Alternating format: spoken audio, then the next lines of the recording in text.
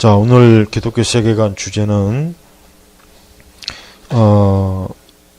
우리 386과 586 운동권의 정신세계, 이걸 좀 꼭 다뤄야 되겠습니다. 물론 제가 제 개인 제나바 TV에서 약간 다루긴 했지만은, 우리가 지난번에 84년 김정이라는 그 영화를 잠깐 내가 얘기했지만은, 사실 그 영화는 굉장히 심각한 영화예요. 왜냐하면 여기도 나와 있지만은 이 386들, 그러니까 지금의 이 586 세대는 운동권 세대고, 1980년대 특히 대학가에서 극성을 부리면서 반미, 자주, 심지어 위수, 김동, 이런 정말 지금 생각해도 내가 이해할 수 없는 게 있어요. 뭐냐면 왜 그때 그 운동권 세력들에게 그냥 관용을 베풀었는가. 그때 근데 내가 어디에서 자료를 보니까 그때 학원 안정법이라는 걸 제정했더라고요. 제정을 하려다가 말았대요.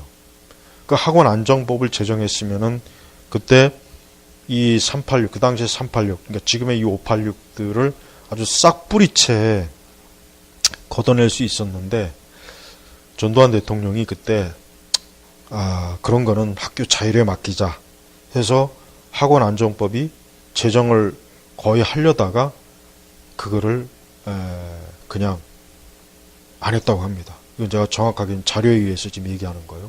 그러면서 그 당시 학원 안정법이 제정이 됐으면은 지금의 이 586 괴물들이 이렇게 모든 영역에서 나라를 해집고 다니지 않았을 텐데라는 그런 아쉬움, 그 얘기를 하더라고요.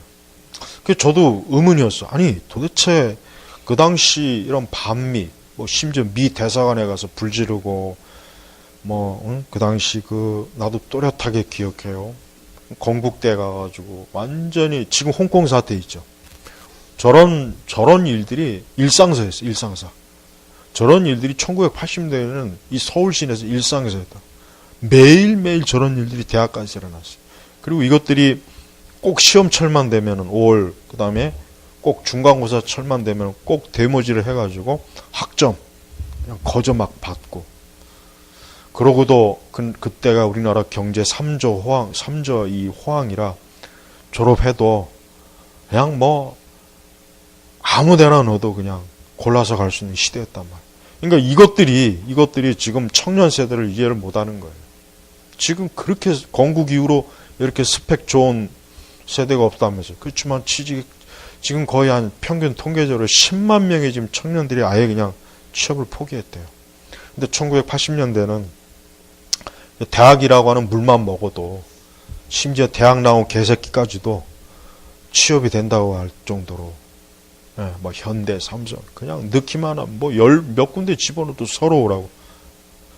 그러니까 그 시대에 맨날 대모질해나고 공부 안 하고 머리는 텅 비어있고, 이것들이 지금 사회 전역을 지금 휘젓고 있어요.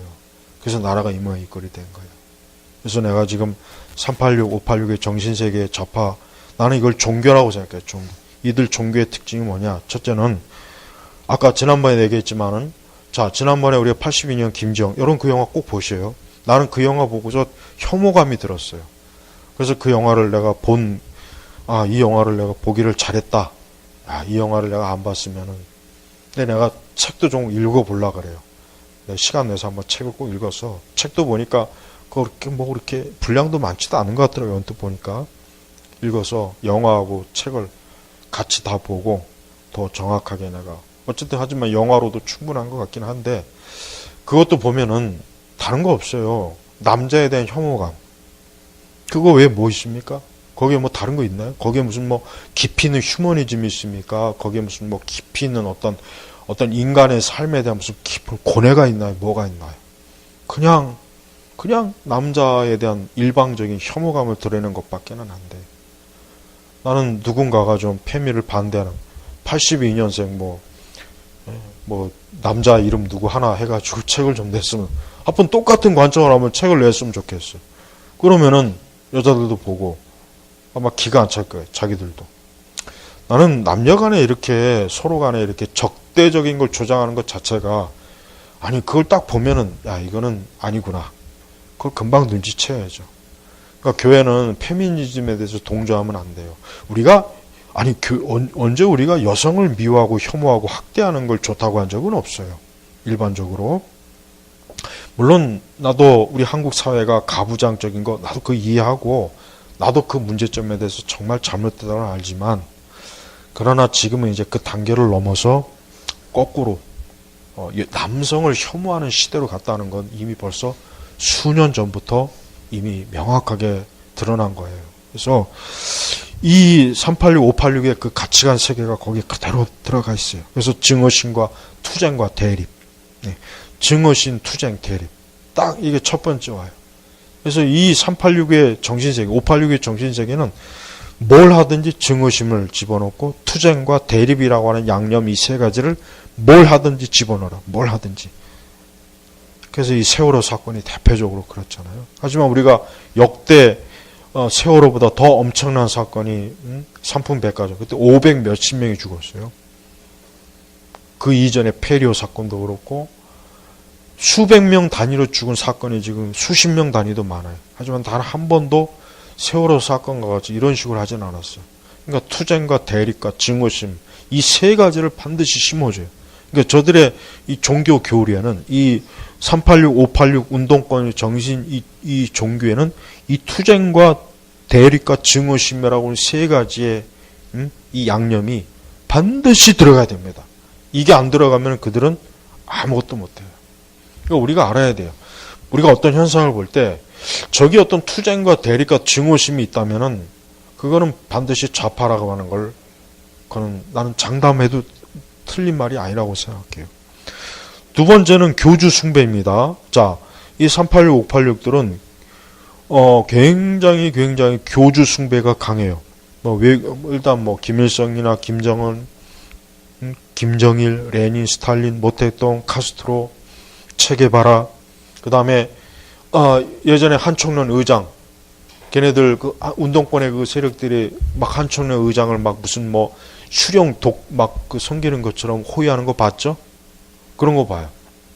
그리고 최근에 그 좌파 3인방 우리 그 뉴스타운의 그분이 쓴 책인데 그 책도 보면은 우리 한국의 문화 권력 이 3인방이 완전히 황제, 왕으로서의 그 위치를 차지하면서 우리 한국의 문화 권력을 꽉 틀어잡고 가지고 숨도 못 쉬겠어요. 그리고 많은 문인 그 문학 그 예술계인들이 그 세 사람을 우러러본 황제, 어떤 하명만 내리면 즉각 그냥 하겠다는 식으로. 거기에 김지아 씨가 반대했다가 무슨 꼴 났습니까? 그의 그 책 장례 그거 났죠. 그리고 지금까지도 삼국지 저자 누구예요? 이문열 씨. 네, 김지아 씨도 마찬가지예요.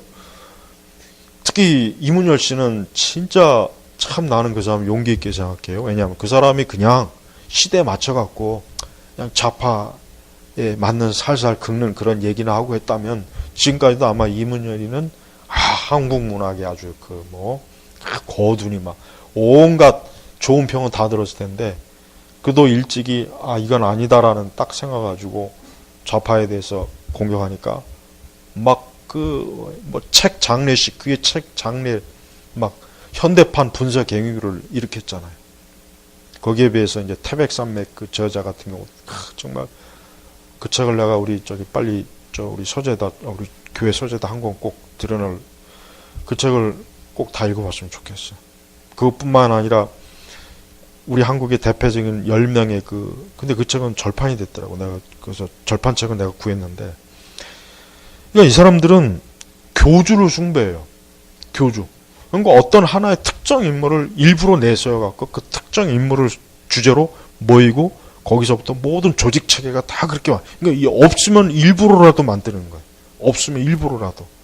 그러니까 백낙천이나 그다음에 이런 이런 그 사람들 보면은 결국은 그럴 만한 사람이어서가 아니라 세운 거예요, 결국.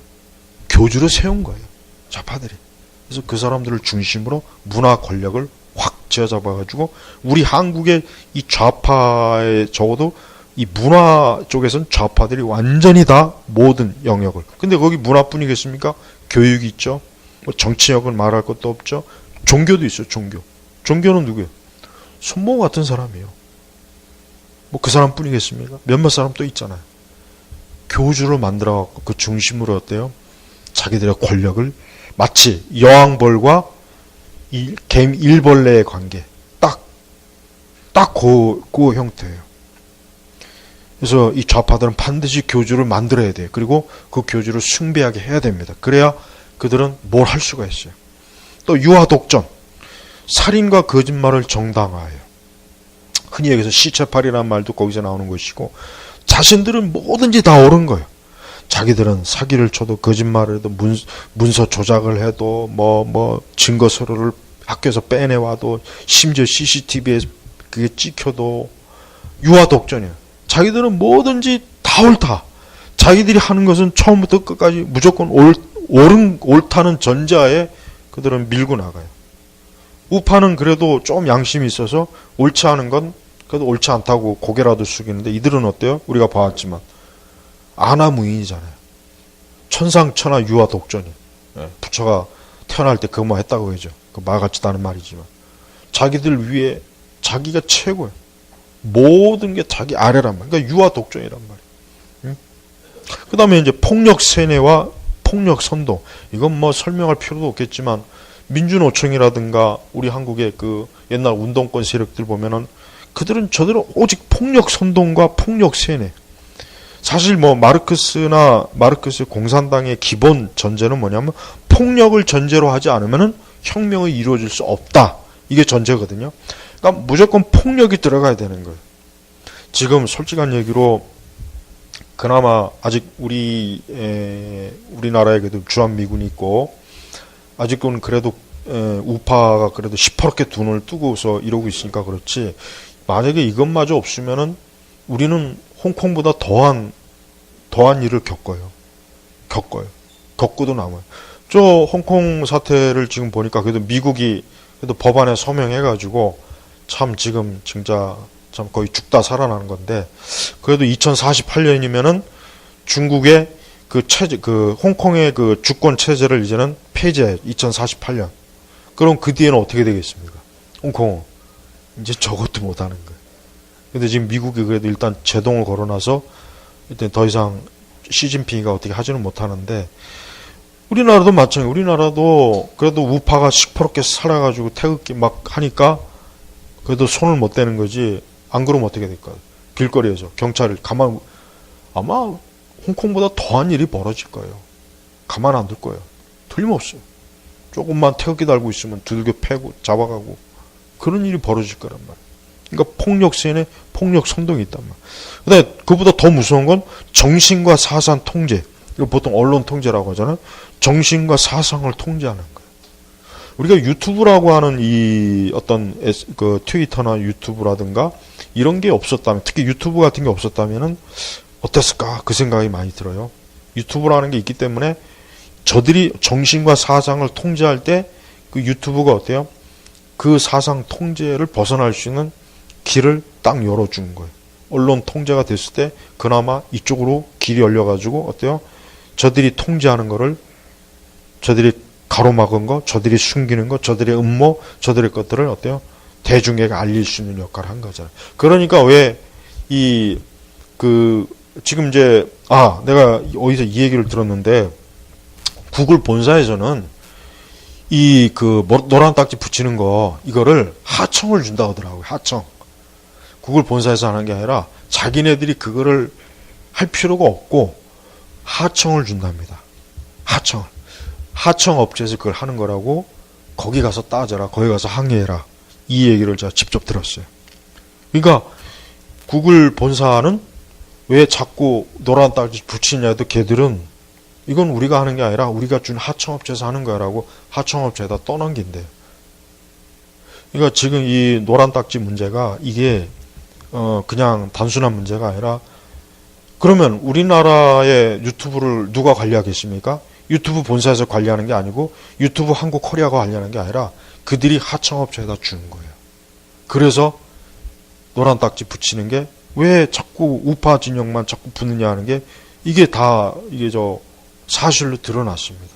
나도 그걸 더 내가 깊이 이렇게 캐보다가 내가 내가 다른 사람한테 제보를 직접 내가 들은 거예요, 진짜. 그러니까 이 정신과 사상, 언론 통제라고 하는 것은 이게 굉장히 심각해요. 우리나라도 만약에 저들이 지금 아주 굴뚝 같은 마음은 유튜브, 중국처럼 유튜브 뭐 이거 다 그냥 차단시키고 싶을 거예요. 구글도 차단시키고. 마음 같아서는 그렇게 하고 싶을 거예요. 마음 같아서는. 근데 차마 그렇게 못할 뿐이죠. 그래서 이 386, 586은 자기들이 하는 짓을 절대 대중들이 알지 못하도록 사상과 언론을 통제하는 짓을 하고 있다는 거예요. 그 다음에 치밀한 조직. 우리 우파가 제일 약한 게 뭡니까? 지금도. 조직이 제일 약하잖아요. 저들은 100명을 가지고 10,000명의 조직을 만드는데 우리는 10,000명이 있어도 10개의 조직도 못 만들어요, 우파는. 근데 지금은 이제 조직력이 좀 생기긴 했지만 내가 볼 땐 아직도 좌파에 비하면은 조직 약해요. 흔히 얘기해서 공산당은 조직으로 살아요. 흔히 얘기해서 공산당은 조직으로 산단 말이에요. 그러니까 좌파도 그걸 그대로 보고 배운 거예요. 좌파들은 운동권은 조직으로 사는 거예요, 조직으로. 그러니까 저들은 둘만 모이면 조직 만들잖아요. 뭔 조직이라도 만들어갖고 그 조직. 흔히 얘기해서 시민단체라고 하는 게 좌파가 우리 사회에서 권력을 가질 수 있는 아주 기본 토대를 만들어버렸어요. 그래서 시민단체라는 나는 이게 우파 진영이 이 시민단체에 좀 관심을 갖고 진출을 했어야 되는 거예요. 근데 우리는 우파는 그걸 너무 몰랐어요. 그걸 너무 뒤늦게 하려고. 지금도 우파 진영의 시민단체는 몇 개 없어요.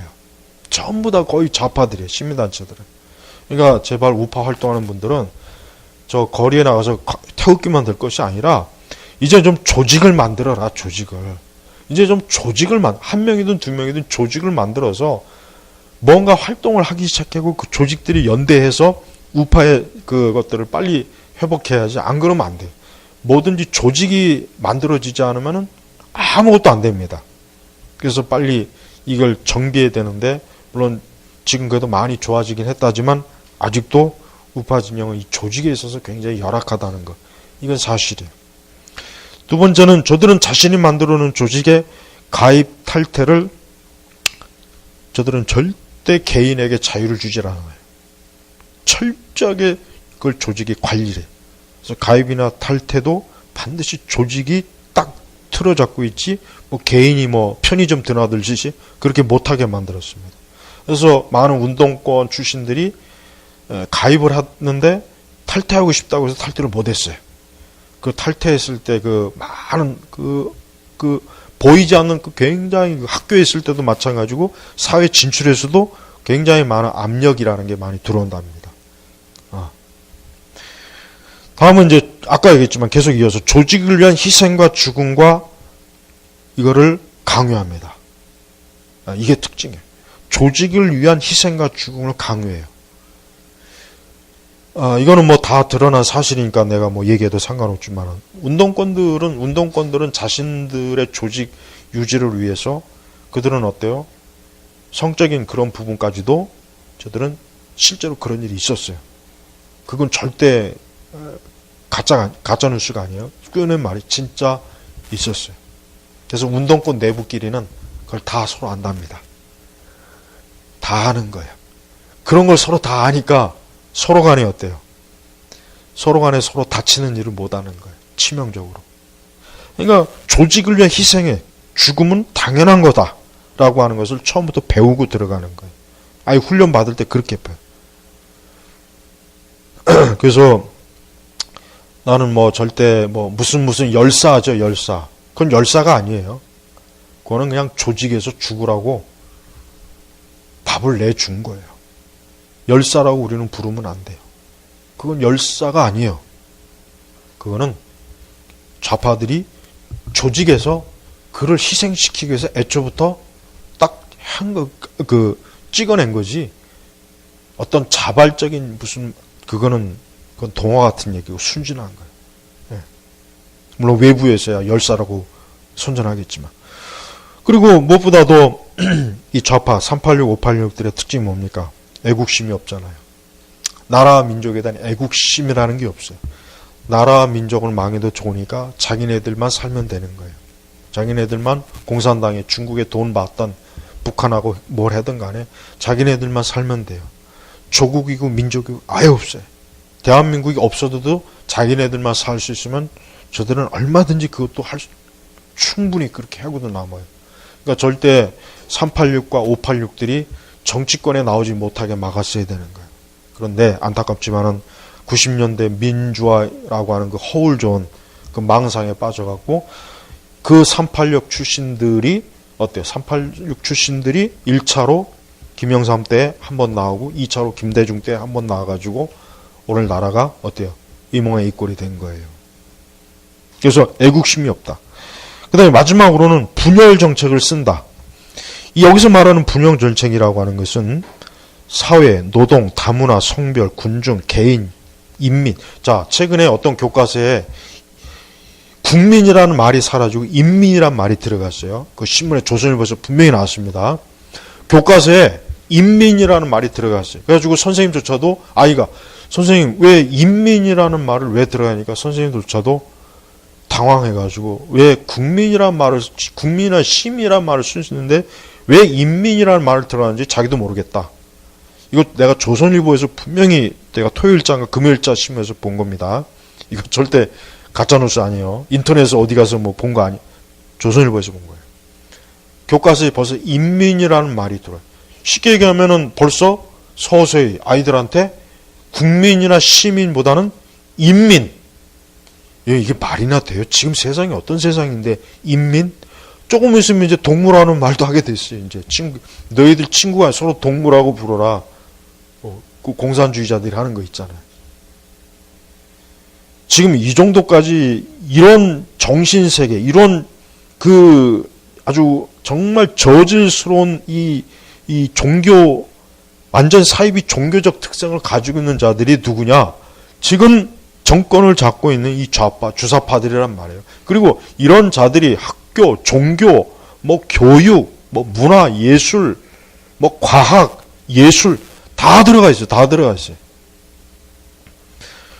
이럼에도 불구하고 아직도 태평스럽게 뭐 별거 아닌데 이럴 수가 있습니까? 없어요. 우리는 교회는 특히 이런 일에 대해서 가장 극렬하게 저항해야 되는데 아이도 저항을 못합니다. 언젠가는 학교에서 아이들이 선생님에게 동물하고 부를 날이 멀지 않아. 이대로 가면은. 이거 지금 참 문제예요. 인민이라고 하는 말이 어떻게 이게 교과서에 들어옵니까? 아니 그냥 사교육에 들어온다고 해도 그것도 문제인데 어떻게 교과서에 인민이라고 하는 말이 들어오냐 이거예요. 그래서 아이들이 물어보니까 선생님조차도 왜 이런 말이 여기 들어와야 되는지 모르겠다. 자기도 정말 이해를 못하겠다. 도대체 누가 그럼 이해를 한 건지 누가 저 이해를 하고 그걸 집어넣은 거냐 이거예요. 자, 386, 586 운동권의 정신세계는 내가 옛날에 몇 년 전에 그랬지만은 이 386이 다 죽어야 이 나라가 산다. 나도 그 얘기를 했어요. 나도 386의 끝무렵이에요. 60년대 후반이니까 나도 386의 맨 마지막 세대. 맨 마지막. 네. 그래서 이 386이 지금 586이 된 거예요. 50대, 80년대, 60년대 출신. 이 세대가 지금 나라를 어떻게 70년 동안 이 나라를 쌓아온 것들을 지금 2년 반 만에 지금 반토막 내고 있고 나머지 2년 반이 지나면 이제 싹 다 말아먹을 거예요. 그러나 자기들은 살아요. 그들은 자기들은 살 궁리를 이미 다 해놓고 말아먹는 거예요. 그거 알아야 돼요. 우리가 순진하게 교회가 이러한 현 상황에 대해서 그냥 아이 뭐 별거 있겠나 이렇게 한다는 것은 이건 너무 무지한 거고 그건 순진한 건지 바본지 뭐라고 말로 표현할 수가 없어요. 그래서 나는 이런 부분에 있어서 빨리 이 젊은 층들이 제발 좀 우리 국민의 다수가 지역에 상관없이 이 586 운동권의 정신세계는 이러한 정신세계를 갖고 있구나. 그들이 있는 다 영역은 지금 이런 식으로 할 거 아닙니까? 거기가 교회도 그렇고 사찰도 그렇고 학교 교육도 그렇고 문화예술도 그럴 것이고 과학계도 그럴 것이고. 여러분 최근에 그거 봤어요? AI 그 과학 교수를 뽑는데 그 뭐라 그래? 그 서류를 아예 그냥 아무것도 못 보게 하는 거라고 그 블라인드 채용 방식이라고 해죠? 그게 여러분 아니 어떤 특정 과학기술 분야에 전문가를 뽑는데 이력서에 블라인드 처리하면은 그거 어떻게 해야 하는 것도 있죠. 어떻게 뽑으라는. 뭐 그냥 뭐 그 떡볶이 뽑듯이 뭐 아이들 뭐 이렇게 뭐 뽑기 하듯이 할까요? 주사위 돌려가지고 지금 이런 짓을 하고 있어요. 그러니까 그들의 정신세계는 이거는 그냥 정상인으로 여겨서는 안 되는 수준이라는 걸 빨리 알아야지. 지난번 조국 사태를 보면은 아마 다 알 거예요. 이번에 조국 딸 조미는 그 와중에도 의사 되려고 시험 친다 그랬죠? 그러니까 내가 여기서 얘기하는 거는 우리는 사람의 정신세계라는 게 얼마나 죄에 오염이 되어 있는지를 알아야 돼요. 이 세계관이라고 하는 게 이 죄의 오염에 빠지기 시작하면 이런 짓을 하면서도 전혀 본인들 자신이 죄책감도 없고 문제가 있다는 생각도 안 해요. 오히려 그걸 문제가 있다고 여기는 그 사람이 문제가 돼버리는 거예요. 지금 우리 한국 사회가 지금 그렇게 됐잖아요. 지금 엊그제도 보니까 뭐 공수처 뭐 하자고 뭐 또 하여튼 난 노란색이 없어졌으면 좋겠어요. 이 세상에서 노란색에 대한 이 혐오증이 알게 모르게 생겨버렸는데 그 좋은 노란색이. 자, 그래서 여러분 우리가 왜 기독교 세계관이 중요하냐. 기독교적인 인간의 정신세계를 구축하지 않으면은 이런 정신세계가 아이들에게나 청년들에게나 남녀노소에게 다 들어갈 거 아니에요. 뭐 이런 정신세계가 있습니까? 온갖 다양한 정신세계가 있을 텐데. 그래서 우리 교회가 이런 기독교 세계관을 꼭 배워야 되고, 지금같이 이런 우리 대한민국은 가장 최악의 이런 교조주의적 사이비 정치 집단이 나라를 파괴하고 있으니까 그리스도인들도 더 정신 차리고 깨어있지 않으면 안 되는 것입니다. 그래서 오늘 이 부분을 제가 좀 다뤄본 것입니다. 자, 마치겠습니다. 기도하겠습니다. 하나님 아버지 감사합니다. 우리가 살고 있는 세상, 우리가 언뜻 알지 못하지만 알아채지 못하지만 이 공기와 흐름, 이 세계관이 무수하게 사람들의 머릿속으로 왔다 갔다 하는데 우리가 그 가운데 정신을 차리고 주 예수 그리스도를 아는 진리와 지식으로, 말씀의 지식으로 이러한 썩어 빠지고 더럽고 사이비적인 이전 추악한 교조주의적인 이런 썩은 이념과 더러운 것에 물들지 않도록 저희들을 지켜주옵소서. 간절히 기도하며 예수님의 이름으로 기도 올렸습니다. 아멘.